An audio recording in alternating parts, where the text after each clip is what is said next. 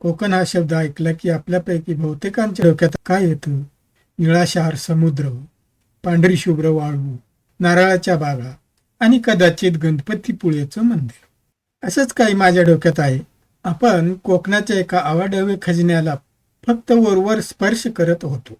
कोकणाचा खरा आत्मा, त्याचं खरं सौंदर्य दडले ते किनाऱ्यापासून आज सह्याद्रीच्या कुशीत वसलेल्या लहान सहान गावांमध्ये. आणि आज ही गावं स्वतःची एक नवी ओळख तयार करत आहेत. या गावांमध्ये निसर्ग, संस्कृती, इतिहास आणि स्थानिक लोकांचे प्रयत्न यांची अशी काही अफलातून सांगड घातली गेली आहे की ती पर्यटनाची व्याख्याच बदलून टाकत आहे. आज आपण अशीच काही गावे पाहणार आहोत जी पर्यटकांना अद्भुत अनुभव देतात.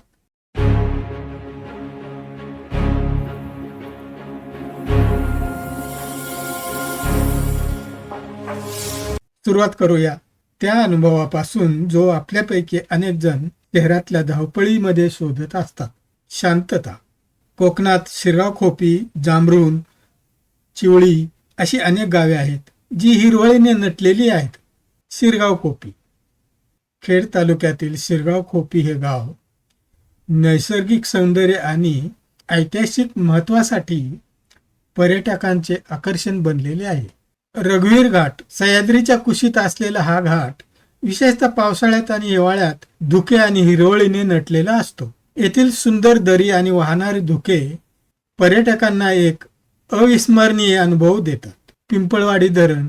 शिरगावजवळ असलेले पिंपळवाडी धरण हे निसर्गप्रेमींसाठी आणखी एक महत्त्वाचे आकर्षण आहे, जे शांत आणि रमणीय वातावरणासाठी ओळखले जाते. जांभरुण.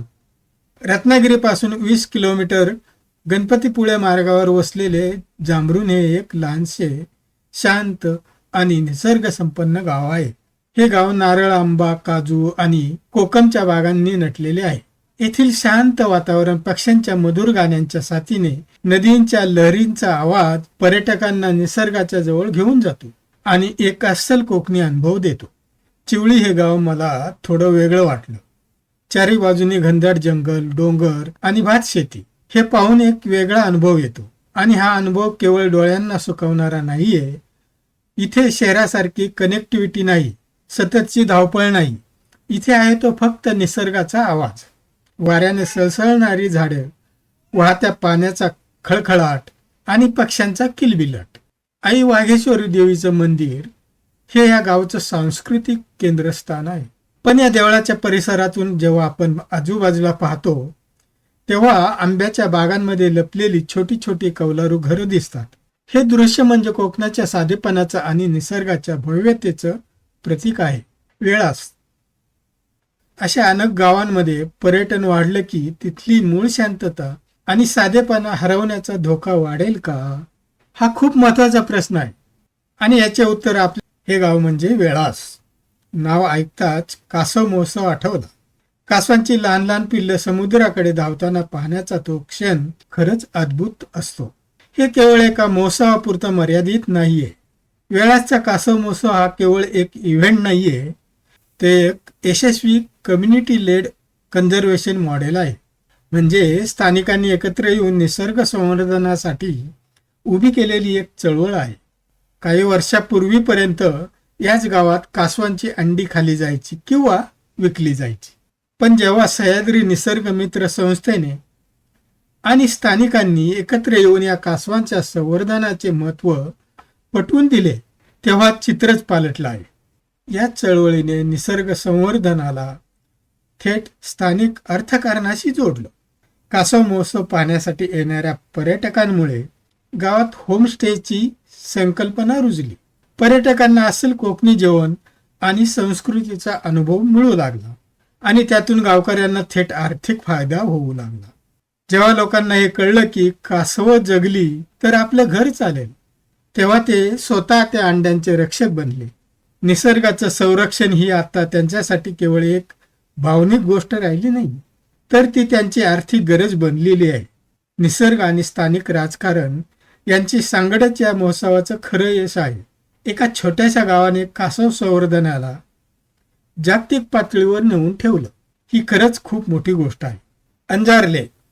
निसर्ग आणि समाज यांच्या नात्याकडून आता आपण अशा काही गावांकडे वळूया जिथे इतिहास आणि अध्यात्म तिथल्या मातीत अक्षरशः रुजलेलं आहे.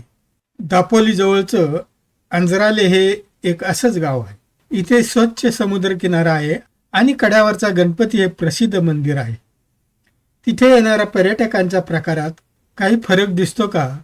म्हणजे काही जण फक्त बीचसाठी येतात, तर काही फक्त दर्शनासाठी. पूर्वी कोकणात येणारा पर्यटक हा एकतर देवदर्शनासाठी येणारा भाविक असायचा किंवा समुद्र किनाऱ्यावर मौज मजा करण्यासाठी येणारा तरुण असायचा. अंजिर्लेसारख्या गावांनी या दोन प्रकारच्या पर्यटकांना एकत्र आणलं आहे.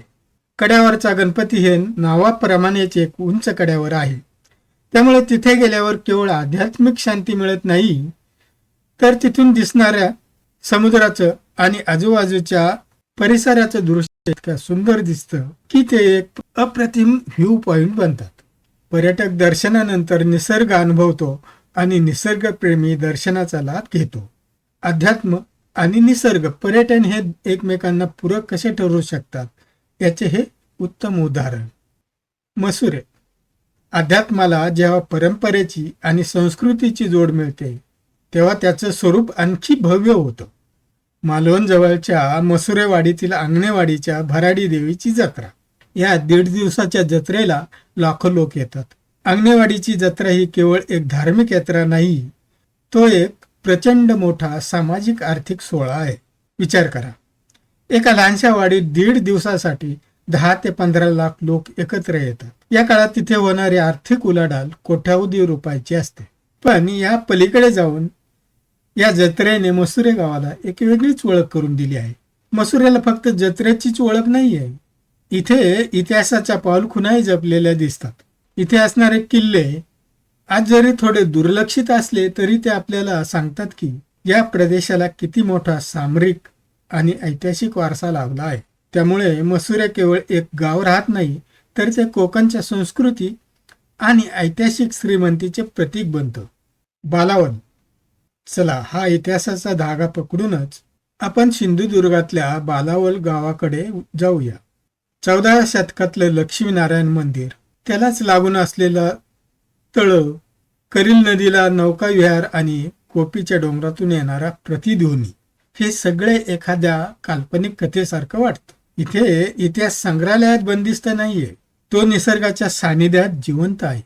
कल्पना करा, तुम्ही एका बाजूला 700 वर्ष जुनं दगडी बांधकाम असलेलं मंदिर पाहता आणि दुसरीकडे नजर जाईल तिथपर्यंत हिरवगार जंगल.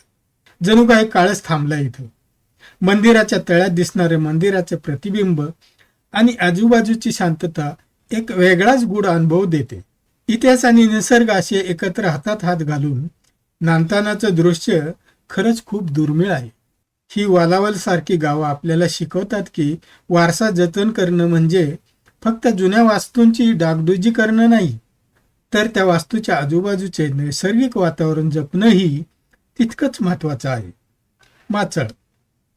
कोकणची पारंपरिक ओळख, निसर्ग, समुद्र, इतिहास, अध्यात्म याशिवाय अशी काही गावं आहेत जी कोकणची ही ओळख बदलून टाकत आहेत.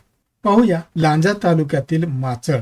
कोकणात थंड हवेचे ठिकाण हे ऐकून अनेकांना आश्चर्य वाटेल, कारण आपण कोकणाला नेहमीच दमट हवा आणि समुद्राशी जोडून पाहिलं आहे.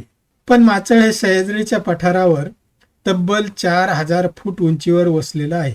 त्यामुळे इथला हवामान तर थंड असतंच, पण इथली जैवविविधता ही किनारपट्टीपेक्षाही पूर्णपणे वेगळी आहे. इथे जांभ्या दगडाचे विस्तीर्ण सडे आहेत. पावसाळ्यानंतर या सड्यांवर विविध रंगी रानफुलांचे गालिचे तयार होतात. ही फुलं आणि वनस्पती कोकणच्या किनारपट्टीवर सहसा आढळत नाहीत. त्यामुळे माचळ आपल्याला कोकणाचे पूर्णपणे अनपेक्षित आणि वेगळं रूप दाखवतं. आणि याला आता महाराष्ट्र पर्यटन विकास मंडळाने ब वर्ग पर्यटन स्थळाचा दर्जा दिलेला आहे. तिथे कृषी पर्यटन केंद्रही उभारण्यात आलंय. याचा अर्थ सरकार आणि स्थानिक प्रशासनही कोकणच्या या नव्या ओळखीला प्रोत्साहन देत आहे. यामुळे पर्यटकांना एक वेगळा अनुभव येतो आणि शेतकऱ्यांना शेतीला पूरक असं उत्पन्नाचं साधन मिळतं. माचळ हे गाव याचं उत्तम उदाहरण आहे की कोकणात पर्यटनासाठी किती विविध संधी दडलेल्या आहेत. नाथवडे. असेच एक वेगळे आकर्षण आहे नाथवडे गाव. इथल्या उमाळा नावाच्या ठिकाणावरून नैसर्गिकरित्या जमिनीतून पाण्याचे बुडबुडे येतात. एक नैसर्गिक आश्चर्य. आणि तिथून गोठणा नदीचा उगम होतो असं मानलं जातं. याशिवाय जवळचा नापणे धबधबा हा महाराष्ट्रातील मोजक्या बारमाही धबधब्यापैकी एक आहे. या गोष्टी नादवडेला एक वेगळी ओळख देतात. ही गावं आपल्याला सांगतात की कोकणचं सौंदर्य केवळ मोठ्या आणि प्रसिद्ध ठिकाणांपुरतं मर्यादित नाही. अशा अनेक लहान सहान अज्ञात जागा आहेत जिथे निसर्गाचे चमत्कार लपलेले आहेत.